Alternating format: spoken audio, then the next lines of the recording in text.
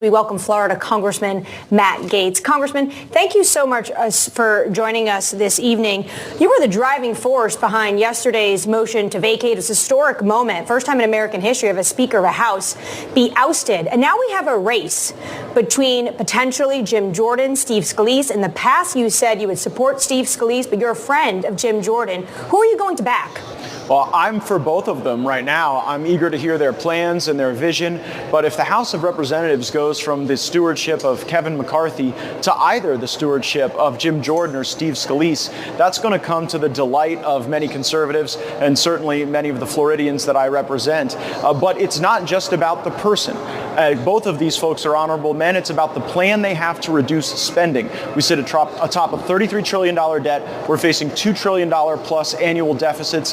And I am worried about global de-dollarization. I see what's going on in the African Union, where more of those countries are using local currency when they're selling natural resources. I look to a lot of the Gulf monarchies and energy producers in the Middle East that are moving away from the dollar and toward the yuan. Matter of fact, the United Arab Emirates, Saudi Arabia, and Iran just in August joined the BRICS system, the Brazil, Russia, India, China, South Africa system, to de-dollarize. That with the latest Reuters survey showing that economic analysts now believe that in 2024, you're really going to see a cooling off of the dollar. So I believe we have to have governance and a plan. A lot of critics, sir, do say, though, an expansion of BRICS, though, means it actually dilutes it. They cannot coalesce around anything, and that actually helps the fact that the dollar will remain the primacy currency on the global stage.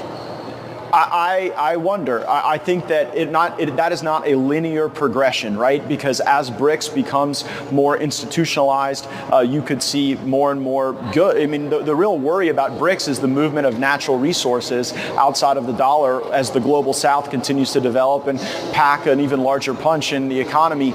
I think that the downgrade from Fitch was largely driven by the fact that there's no real backstop to spending. So here's what we need, no matter who's the speaker. We need a top-line budget that, at least in the House of Representatives, returns to pre-COVID spending levels, and then we need to be able to have single subject spending bills with open amendments to have programmatic review of agency spending. Well, Congressman, let's talk a little bit about what just happened. Nobody's ever done this before. It was history-making yesterday, the ouster of the Speaker. We're told that you are the least popular man in the House of Representatives, or at least in the Republican conference. In fact, just yesterday, your Republican colleague from New York, Mike Lawler, suggested violence against you in an interview right around this time yesterday. I'd love for you to hear what he said and have you respond. Here's Mr. Lawler. The only thing that I would have done differently is flung it in the direction of one person. Look, he absolutely epitomized the frustrations of the conference and the American people. Was that person from Florida you're suggesting? Oh, yeah, I would have hit him square between the eyes. He was going to hit you square between the eyes with the Speaker's gavel, he was suggesting, Congressman. Do you expect to be expelled from the Republican conference?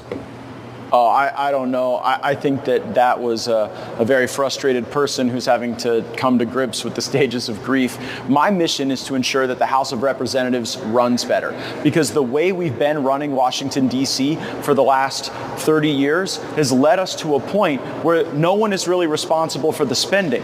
We are backed up against shutdown politics. We are governed by crisis. And the biggest problem is lawmakers have to take one up or down vote on continuing resolutions and omnibus bills to either fund or not fund the entire government.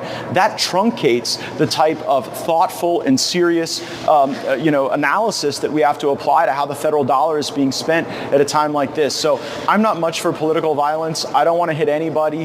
If Mike Lawler comes at me with a gavel, I'm not entirely sure that would concern me, but that's not the direction I think we ought to go. I think we ought to maybe craft a budget before an attack strategy.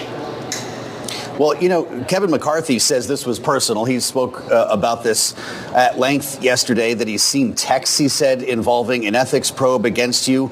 Congressman, what do you know about the status of this investigation? Have you been called to appear personally?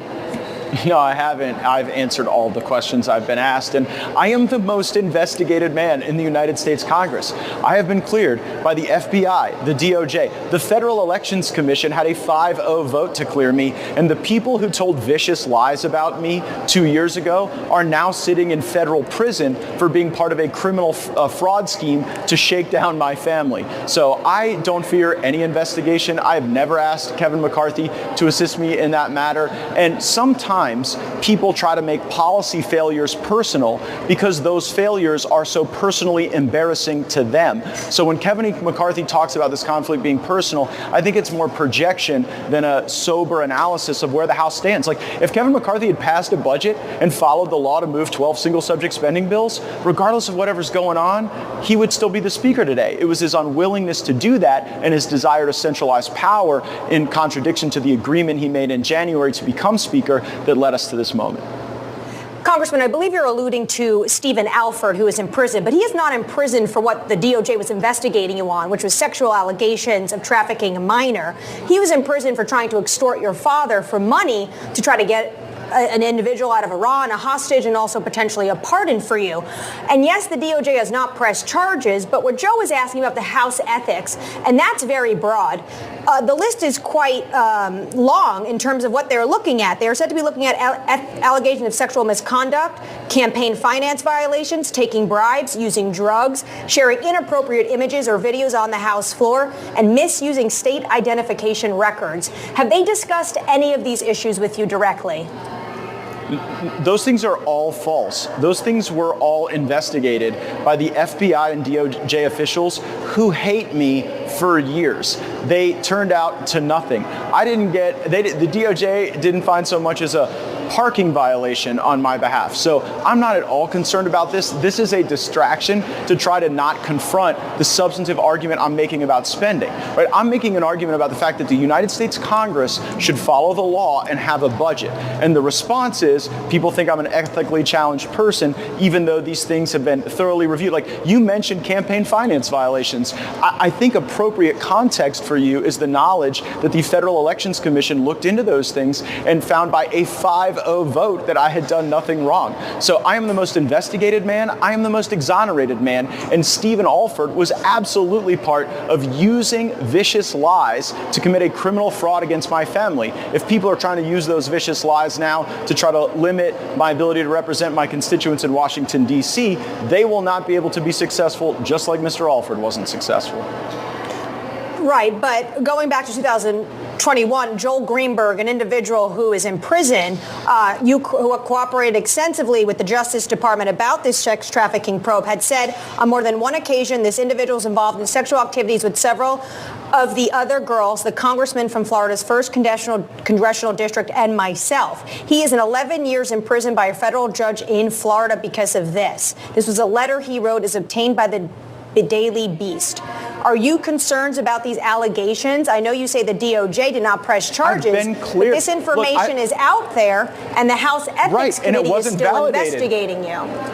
I can assure you that those claims will never be evidenced by any facts because the FBI and DOJ attempted to do that. Keep in mind, one of the reasons Joel Greenberg is in prison now is because he falsely accused a different person who was a political rival of the same type of misconduct. So Joel Greenberg is literally in prison in part for making false accusations that directly trace the false accusations he's made against me. I think it's like thoroughly unserious that you guys are trying to breathe life into these things that have been discredited, debunked, and the people who have said them have, in some cases, found themselves in prison. I want to ask you about Donald Trump, Congressman. He was questioning Republican infighting in a post on Truth Social that I'm sure you saw, but you speak with him personally. You have a close relationship. What does he make of all of this? When's the last time you talked to him?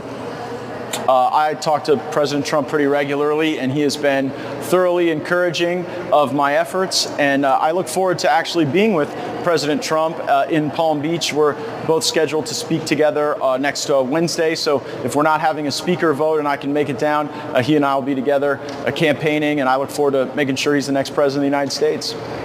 Did he not call you last night after that history-making vote?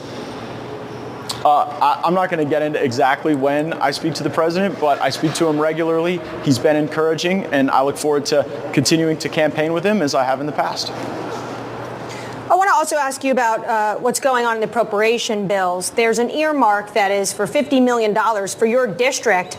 And Jake Sherman of Punchbowl News is saying potentially that might get killed now because of the events that unraveled the past 24 hours. Are you nervous about this for the helicopter hangar that you were hoping to get those funds for?